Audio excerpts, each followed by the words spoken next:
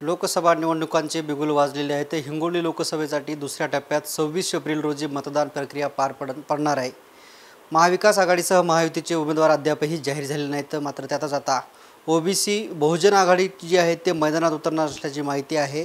आणि या ठिकाणी ओबीसी बहुजन आघाडीचे जिल्हाध्यक्ष ॲडव्होकेट रवी शिंदे हे या निवडणूक रिंगणामध्ये उतरणार असल्याची आपल्याकडे माहिती आहे। आणि आपल्यासोबत यावर बोलण्यासाठी स्वतः अध्यक्ष रवी शिंदे आहेत। काय सांगाल, नेमकी ऐन वेळेवर तुम्ही म्हणतायत की मला ही निवडणूक लढवायची हिंगोली लोकसभा? TV9च्या सर्व प्रेक्षक आणि हिंगोली लोकसभा मतदारसंघातल्या सर्व मतदारांना माझा जय ओबीसी, जय भीम आणि जय महाराष्ट्र। येत्या 26 एप्रिलला हिंगोली लोकसभा मतदारसंघाची निवडणूक होणार आहे। आणि ही निवडणूक म्हणजे ऐतिहासिक निवडणूक आहे की यापूर्वीच्या ज्या निवडणुका झाल्या त्या फक्त कुठल्या तरी एका वेगळ्या मुद्द्यावर झाल्या, पण ह्या सामाजिक मुद्द्यावर या ठिकाणी निवडणूक होणार आहे। येत्या या मतदारसंघामध्ये ओबीसी हा मोठ्या प्रमाणावर आहे। ओबीसीचा हिंगोली लोकसभा मतदारसंघ म्हणजे बालेकिल्ला आहे। आणि यापूर्वीसुद्धा उत्तम राठोड, ॲडव्होकेट राजू सातव, विलास गुंडेवार, त्याच्यानंतर सूर्यकांत पाटील ह्या ओबीसी चळवळीतून आणि ओबीसीचे नेते म्हणूनच त्यांनी खासदार झालेले आहेत। आणि आता आमचे राष्ट्रीय अध्यक्ष ओबीसी बहुजन पार्टीचे राष्ट्रीय अध्यक्ष प्रकाश अण्णा शेंडगे यांनी 5 फेब्रुवारीला जी पार्टीची स्थापना केली।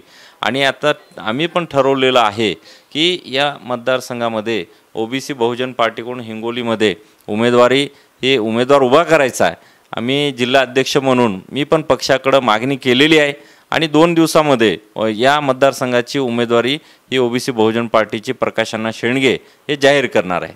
मात्र कुठंतरी आज अंतरवालीसाठी ते मराठा समाजाची बैठक पार पडली आणि त्या बैठकीमध्ये मनोज जरांगे यांनी जे आहेत ते येत्या 30 तारखेला गावागावात बैठका घेऊन येत्या 30 तारखेला मराठा समाजाचा उमेदवार जास्त प्रमाणात न करता फक्त जिल्ह्यामध्ये एकच उमेदवार उभा करावा आणि त्यानंतर ही तुमची भूमिका समोर येत आहे। नाही, आपण बघला असेल की राज्यस्तरावर आमचे नेते प्रकाश अण्णा शेंडगे यांची बऱ्याच जे काही बहुजन चळवळीच्या ज्या काही फुले शाहू आंबेडकर विचाराच्या ज्या काही पक्ष आहेत त्यांच्यासोबत बोलणी चालू आहे। मग ते वंचित बहुजन आघाडीचे प्रकाश आंबेडकर असतील का मग बामसेपचे या ठिकाणचे वामन मेश्राम असतील का ज्या आदिवासी पॅन्थर संघटनेचे जी संघटना आहे, तसंच लिंगायत समाजाच्या ज्या संघटना आहेत त्यांच्यासोबत बोलणी चालू आहे। आणि प्रकाश अण्णा शेंडगे यांनी ओबीसी बहुजन पार्टी 5 फेब्रुवारीला स्थापन केली होती। आपण पण बघलं असेल की TV9चे सगळे आपण पत्रकार बांधव हे रामलीला मैदानाला 26 नोव्हेंबरला ज्यावेळेस ओबीसी एल्गार मेळावा झाला होता आणि त्या ठिकाणी आमचे दुसरे ओबीसीचे नेते माजी माननीय मंत्री छगन भुजबळ साहेब आले होते। आणि ती ऐतिहासिक अशी सभा ह्या रामलीला मैदानाला हिंगोलीला 3 लाखाची झाली होती। आणि त्याच वेळेस सर्वांनी भुजबळ साहेबांना आणि प्रकाश अण्णा शेंडगेंना विनंती केली होती की आपण सुद्धा एक राजकीय ताकद ओबीसीची या महाराष्ट्रामध्ये आणि या हिंगोली लोकसभा मतदारसंघात उभं केली पाहिजे होती। आणि म्हणूनच आम्ही या ठिकाणी उमेदवार जे आहे तर ते 5 फेब्रुवारीलाच जाहीर केलं की 48 लोकसभा मतदारसंघात उमेदवार उभं करतोय।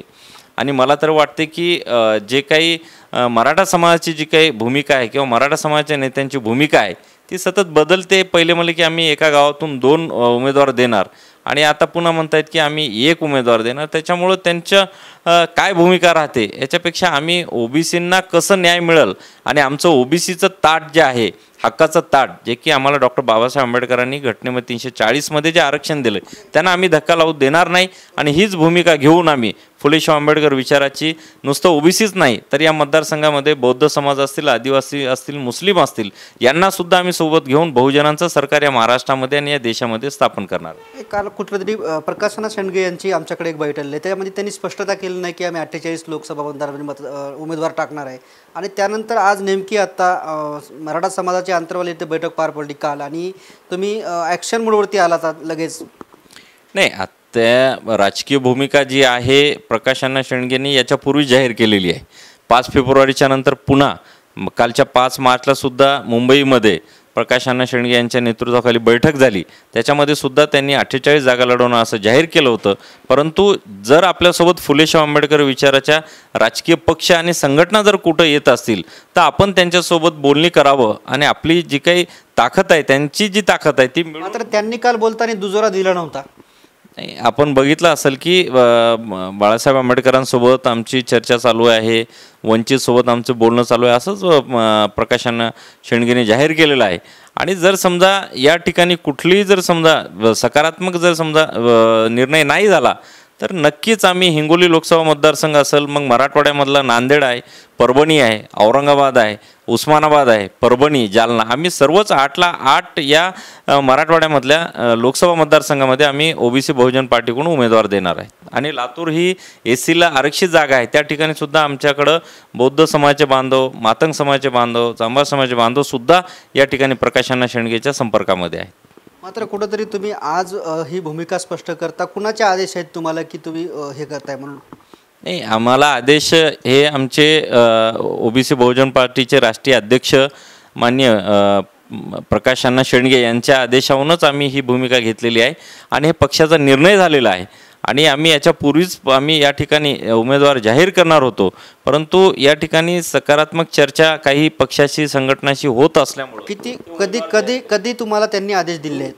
आमची ज्यावेळेस 5 मार्चला मुंबईला ओबीसी बहुजन पार्टीची बैठक झाली त्याच वेळेस सांगितलं होतं की आपण आपल्या मतदारसंघामध्ये जाऊन लोकसभेची तयारी करावं आणि उमेदवार जे आहेत तर ते आपण जिल्हाध्यक्ष म्हणून बघावं, आणि जर कोणी उमेदवार नसेल मिळत तर आम्ही पक्षाचा मी जिल्हाध्यक्ष म्हणून या हिंगोली लोकसभा मतदार एक सामाजिक चळवळ म्हणून मी निवडणूक लढवणार आहे. मी काही कुठला घरंदाज राजकारणी नाही, माझ्याकडे साखर कारखाना नाही, गिरणी नाही, बँक नाही, किंवा कुठलं माझ्याकडं या ठिकाणी एखादी आर्थिक सत्ता नाही, परंतु सामाजिक चळवळ ओबीसींना, SC STंना आणि मुस्लिमांना न्याय मिळण्यासाठी मी या ठिकाणी उमेदवारी अण्णाच्या आदेशावरून, प्रकाशअण्णाच्या आदेशावरून मी भरणार आहे. निश्चितच हे होते ॲडव्होकेट रवी शिंदे.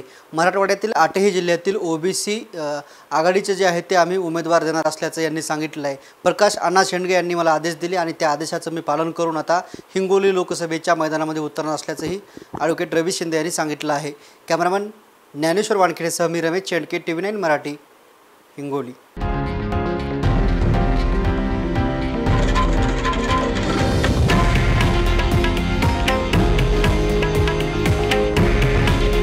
हे आहे देशातील नंबर 1 न्यूज नेटवर्क आणि आपण पाहत आहात TV9 मराठी.